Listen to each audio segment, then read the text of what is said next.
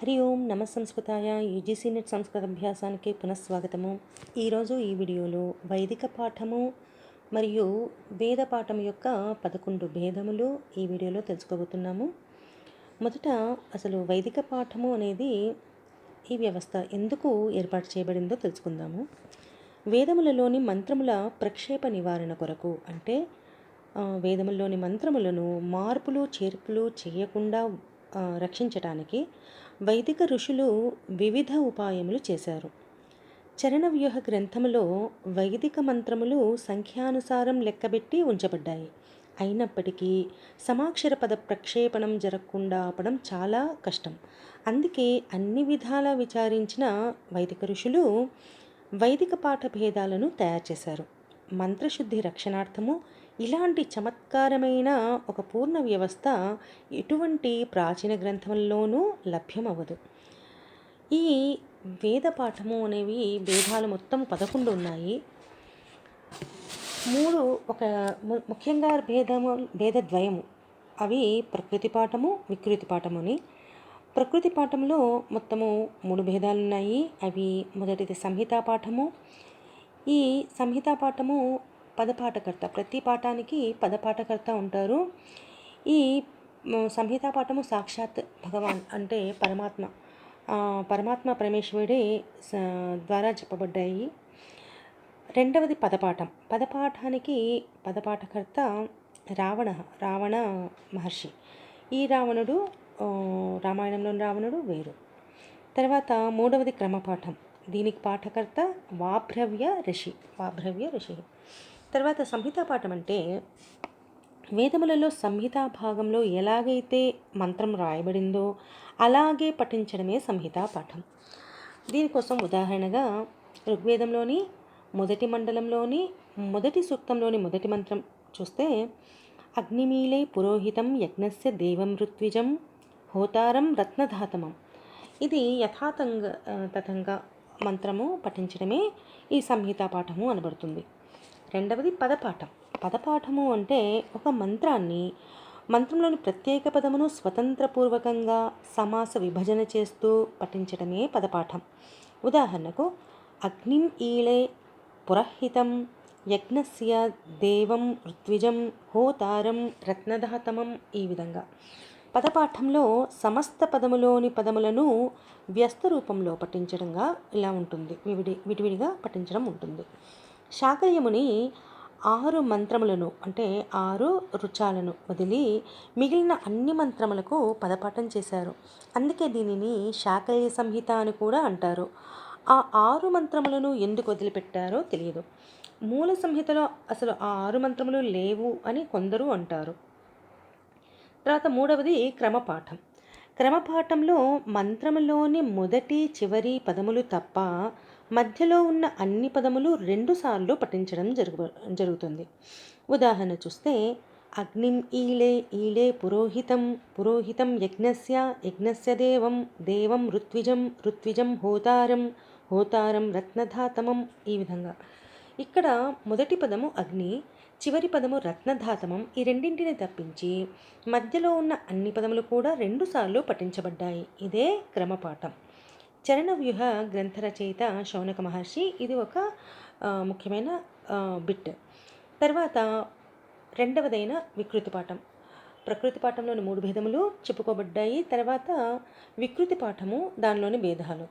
వికృతి పాఠం అనేది వ్యాఢీముని తన జటపటలాఖ్య, వ్యాఢీముని రాశాడు ఈ గ్రంథము. జటపటలాఖ్య అనే గ్రంథంలో వికృతి పాఠం యొక్క 8 భేదాలు ఒక శ్లోకంలో ఇలా చెప్పారు. జటామాలా శిఖారేఖ ధ్వజో దండో రథో గణః అష్టౌ వికృతయః ప్రోక్తాః క్రమపూర్వాః మహర్షిభిః. అంటే 8 వికృతి భేదాలు: జటాపాఠం, మాలాపాఠం, శిఖాపాఠం, రేఖాపాఠం, ధ్వజపాఠం, దండపాఠం, రథపాఠం, గణపాఠం అని 8 భేదాలు. ఒక్కొక్కటి చూస్తే, మొదటిదైన జటాపాఠం.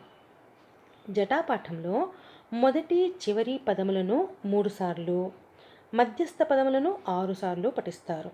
ఉదాహరణకు అగ్నిం ఈళే అగ్నిం ఈళే పురోహితం ఈళే పురోహితం పురోహితం యజ్ఞస్య యజ్ఞస్య పురోహితం పురోహితం యజ్ఞస్య యజ్ఞస్య దేవం దేవం యజ్ఞస్య యజ్ఞస్య దేవం.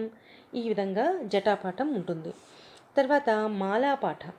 మాలాపాఠములో మొదటి రెండవ పదముల తర్వాత 6వ 5వ పదములు, మళ్ళీ 2వ 3వ పదములు, ఆ తర్వాత మళ్ళీ 5వ 4వ పదములు పఠనం ఇలా ఉంటుంది. 6 వర్ణములు గల ఒక పూల సమూహంలో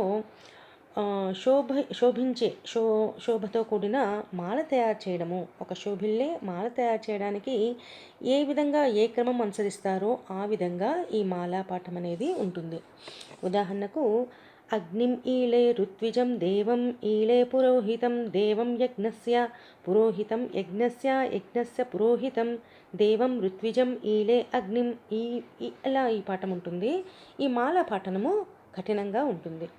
మాలా పాఠం గురించి ఒక శ్లోకము. మాలా మాలేవ పుష్పాణాం పదానాం గ్రంథిని హి సా ఆవర్తంతే త్రయస్తస్యాం క్రమ వ్యుత్క్రమ సంక్రమాః. తర్వాత రేఖాపాఠం. క్రమపాఠంలో ఎలాగైతే క్రమము మరియు వ్యుత్క్రమంతో కొన్ని పదములు ద్వంద్వంగా అంటే రెండు రెండుగా, కొన్ని పదములు త్రయంగా అంటే మూడు మూడుగా పఠిస్తారో, క్రమపాఠానికి విపరీతంగా ఈ రేఖాపాఠం ఉంటుంది. ఉదాహరణకు అగ్నిం ఈళే ఈళే అగ్నిం అగ్నిం ఈళే ఈళే పురోహితం యజ్ఞస్య యజ్ఞస్య పురోహితం ఈళే ఈళే పురోహితం పురోహితం యజ్ఞస్య. ఈ విధంగా రేఖాపాఠం గురించిన ఒక శ్లోకం. క్రమాత్ 2 3 4 5 పద క్రమం ఉదాహరేత్ పృథక్ పృథక్ విపర్యస్య రేఖాం ఆహుః పునః క్రమాత్. తర్వాత శిఖాపాఠం 4వది. శిఖాపాఠము జటాపాఠానికి అనురూపంగా ఉంటుంది. మధ్య మధ్యలో లేదా 3వ 6వ 9వ చరణంలో 3 చరణంలో ఉంటాయి. ఉదాహరణకు అగ్నిం ఈళే ఈళే అగ్నిం అగ్నిం ఈళే పురోహితం ఈళే పురోహితం పురోహితం ఈళే ఈళే పురోహితం యజ్ఞస్య పురోహితం యజ్ఞస్య యజ్ఞస్య పురోహితం పురోహితం యజ్ఞస్య దేవం యజ్ఞస్య దేవం దేవం యజ్ఞస్య యజ్ఞస్య దేవం ఋత్విజం. ఈ విధంగా. తర్వాత 5వది ధ్వజపాఠం. ధ్వజపాఠంలో క్రమపాఠం వలె పాఠం ఉంటుంది. 6 పదములను ఉచ్చరించి క్రమపాఠం వలె మరల వ్యుత్క్రమంగా పునః ఆవృత్తి చేయడం ఉంటుంది. ఇక్కడ క్రమపాఠం వలె 6 పదములు ఉంటాయి. మరలా విపరీత క్రమంలో 6 పదాల పాఠం ఉంటుంది. ఉదాహరణకు అగ్నిం ఈళే ఈళే పురోహితం పురోహితం యజ్ఞస్య పురోహితం యజ్ఞస్య ఈళే పురోహితం అగ్నిం ఈళే యజ్ఞస్య దేవం దేవం ఋత్విజం ఋత్విజం హోతారం ఋత్విజం హోతారం దేవం ఋత్విజం యజ్ఞస్య దేవం. ఈ విధంగా ఈ పాఠం ఉంటుంది. తర్వాత దండపాఠం. క్రమపాఠానికి అనురూపంగా ఒకే కాలంలో 2 పదముల యొక్క యథాక్రమము, తర్వాత త్రికృత్వ ఉచ్చారణ అంటే 3 సార్లు చేయబడ్డ ఉచ్చారణ, తదనంతరం విపరీత క్రమంలో పాఠము ఉంటుంది.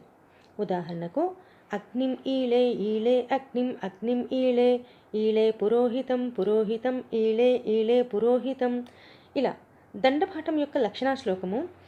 క్రమం ఉక్త విపర్యస్య పునశ్చ క్రమం ఉత్తమం అర్ధర్చార్దేవముక్తోయం క్రమదండో అభిధీయతే. తర్వాత రథపాఠం. రథపాఠంలో క్రమపాఠము మరియు దాని విపరీతము యొక్క మిశ్రణంగా పాఠం ఉంటుంది. ఒక చరణం యొక్క ఒక పాదము లేదా సంపూర్ణ చరణము ఏకకాలంలో కలిపి ఈ పాఠం చెప్పబడుతుంది. మొదటి పద్ధతి చూస్తే సమిధాగ్నిం అగ్నిం సమిధా ఘృతోర్బోధయేత్ బోధయేత్ ఘృతైః సమిధా అగ్నిం. రెండవ పద్ధతి అగ్నిం ఈళే యజ్ఞస్య దేవం ఈళే అగ్నిం దేవం యజ్ఞస్య అగ్నిం ఈళే ఈళే పురోహితం యజ్ఞస్య దేవం దేవం ఋత్విజం. ఈ విధంగా ఉంటుంది. తర్వాత ఘనపాఠం. ఇది చివరిది. ఈ ఘనపాఠంలో కూడా మొదట్లో 4 పదములలో 2 భాగములు తీసుకుని పదములలో జటాపాఠం వలె ఆ 2 పదములలో జటాపాఠం వలె పఠిస్తారు. తర్వాత 2 పదములలో జటాపాఠం వలె, తర్వాత 3 పదాలు యథాక్రమంగా, తర్వాత విపరీత క్రమంగా మరియు విపర్యాసంగాను ఉచ్చారణ చేస్తారు. ఉదాహరణకు అగ్నిం ఈళే ఈళే అగ్నిం అగ్నిం ఈళే పురోహితం పురోహితం ఈళే అగ్నిం, అగ్నిం ఈళే పురోహితం. ఈ విధంగా ఇలా పైన చెప్పబడ్డ 3 ప్రకృతి పాఠాలు, 8 వికృతి పాఠాలు కలిపి మొత్తము 11 వేద పాఠాలు, వైదిక పాఠాలు ఉన్నాయి. ఈ 11 పాఠాలు కూడా నిర్భుజ, ప్రతృణ అనే భేదంతో 2 విధములుగా ఉన్నాయి. సంహితా భాగంలోని మంత్రం ఏ విధంగా ఉందో దానికి అనురూపంగా ఉండే పాఠము నిర్భుజ పాఠము, ఉదాహరణకు సంహితా పాఠము. వ్యతిక్రమంగా ఉండే పాఠము ప్రతృణ పాఠము, ఉదాహరణకు పదపాఠము, క్రమపాఠము, జటాపాఠము మొదలైనవన్నీ. ఈ పదపాఠము, క్రమపాఠము మొదలైన పాఠముల యొక్క ఫలశ్రుతి మరియు ప్రశంస అనేది శిక్షా గ్రంథంలో ఉంది. యాజ్ఞవల్క్య శిక్షా గ్రంథంలోని కొన్ని శ్లోకములు. సంహిత నయతే సూర్యపదం చ శశినః పదం, క్రమశ్చ నయతే సూక్ష్మం యత్పదం అనామయం. సంహితా పాఠంతో సూర్యలోకము, పదపాఠంతో చంద్రలోకము, ఇంకా క్రమపాఠంతో అక్షయలోకం ప్రాప్తిస్తాయి.